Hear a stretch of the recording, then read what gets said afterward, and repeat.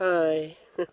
Time for a bit of an update. I haven't done this for a while because it's been supremely hectic, my life has, and also quite stressful. It's not the middle of the night, although it might look like it right now. I'm filming this at like 9 o'clock in the morning, but it's a bit of a gloomy morning.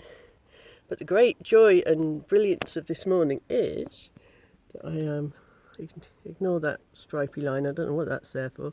I'm out next to Haywood near Baddesley Clinton, and hope you can see that. The reason I'm here is because yesterday I got my van back after 2 days in the garage, and they're as puzzled about the clutch issues I've been having as I am. They said it didn't need bleeding. They said I could have a new, slave cylinder, etc. if I wanted, but it would cost me a lot of money. But wouldn't it? Because what's been happening is it's been really difficult to change to get started in the morning from cold. Sometimes it will just not go into a gear, especially not first or reverse. And then other times it'll be perfectly fine, not sticking at all, especially if I've been driving for a while. It's just weird, and it does sound like air in the hydraulic tubing issue, but they reckoned it wasn't that. But anyway, one of their guys, the mechanics, said he discovered that if it's doing it and you push up, if you hook your foot under the clutch and push it up the pedal, then it works properly. So, what's that called? Sticking clutch?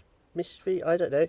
Anyway, so I got the van back last night, absolutely working perfectly. They've got my reversing lights working for me. I've just got to get the right lenses. The one I got wasn't the right one, so I've got to send that back and get another. And he said the one on the other side isn't the right one either, and that was there already. So I've got to get those sorted out. And they've got a new windscreen motor, so I've actually got windscreen action.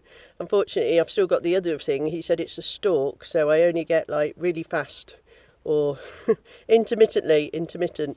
But he said it probably would pass an MOT because at least I've got some windscreen wiper action, and I'm so grateful for that because obviously it's today's going to be a rainy day. But anyway, the upshot of it all was that after last night I was able to I finished work. I took the littlest grandchild to McDonald's because I'd promised her for dinner, and then sorted out a homeless guy who'd suddenly turned up at church, a homeless drunk guy. So I spoke to him and said, come back tomorrow and I'll try and help you get into a rehabby place if they'll have you. And then I got in the van, got everything back in it, the toilet and all that lot that I took out while they were fixing it, and headed down here to the middle of nowhere. Again, beautiful. Of course, it was pitch black by the time I got here. But the good thing is I heard an owl last night. In the night I was awake and I could definitely hear an owl hooting in the distance. This place is called Haywood.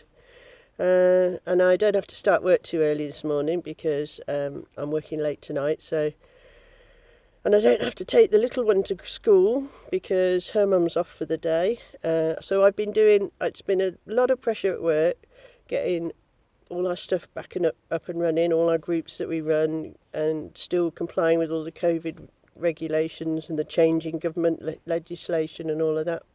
And then the added pressure because of various family issues that I've been having to take, support my daughter with the littlest, who's 4, get her to school and help and babysat on Sunday for I don't know how many hours while she did her shift at work. So yeah, it's been a lot of pressure, but I think we're out the other side now. Her normal morning childcare arrangements should be back in place, and so I might actually have some free time to actually go and do stuff in the van and be somewhere nice, not just a car park in Leamington. But yeah, so that's a massive relief. And I'm just praying that the gears continue to work, and I've managed to tidy the van up a bit last night so it's not such a horrible mess. I mean, it's still a bit of a mess because I've still got to tidy up all those clothes, but there's a basic sort of system of order in the van. So dirty clothes in a bag, cool box. The only thing I've got to do, that's my loo under there, and that is the bag of books. And some of the stuff I've just got to streamline yet again to make more space, because some of these boxes have got stuff in that I don't really use much. And also under there, right there, where, I don't know if you can see it down there, is the diesel heater, and I'm probably going to have to start using that soon, so I need to clear up the space in front. So it's no good having the cool box there, not that it really keeps things cool, but you know, if the diesel heater's pumping heat out right next to it, so I might have to have a bit of a rearrange here to make some space, and then I can start putting the diesel heater on for a bit at night if it's really, really cold.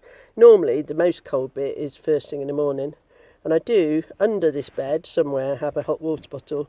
I haven't had to use it for so long, but I know it's there, so I could start using that. But yeah, the coldest part is usually if you wake at like 4 in the morning and you've got, you know, then it can be quite chilly. And I've got because it's winter, I've switched to using my thermal base layers from Mountain Warehouse for Jim Jams, because they do keep you warm. And if necessary in the night and I'm cold, I will put socks, fingerless gloves and a jumper on and get back into bed, and have a nice hot cup of coffee with a hot water bottle, and then you're usually okay. The diesel heater is great. I mean, it's great for clearing out damp when you know, like if I brought a load of wet in the van with me because it's been raining and stuff like that, but it just heats up too quickly, really, really does. I mean, it gets way too warm, and then just have to turn it off. And the thing is that the thing with the diesel heater again is that it's the turning it on and off that uses all your electric, and in the winter you don't have as much solar energy to collect. You've still got the split relay unit, but do you know what I mean? So yeah, go away hand. So yeah, you've got to constantly be weighing up, have I got the electricity I need to run the diesel heater, and if I do, how am I going to recharge the battery, etc.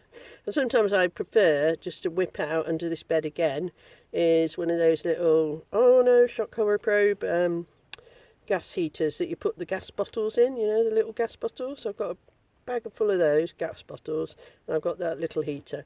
And sometimes, to be honest, I don't care what people say, it's just as easy to get that out, stick it on the floor down there, stick a bottle in, turn it on for an hour or two, get some warmth into the place, and not have to worry about using up the electric and stuff like that. So, and that's what I do. And I don't fall asleep with it on because I don't want to wake up in a towering inferno.